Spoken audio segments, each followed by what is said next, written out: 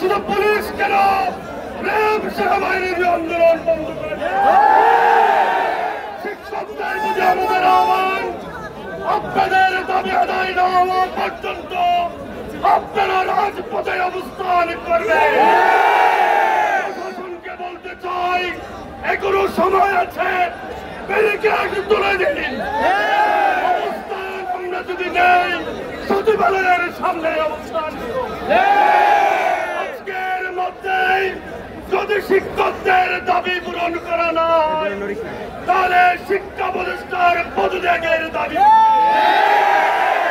সম্মানিত শিক্ষকবৃন্দ, যুগে যুগে আপনারা বাংলাদেশে বঞ্চনার শিকার, লাঞ্ছনার শিকার।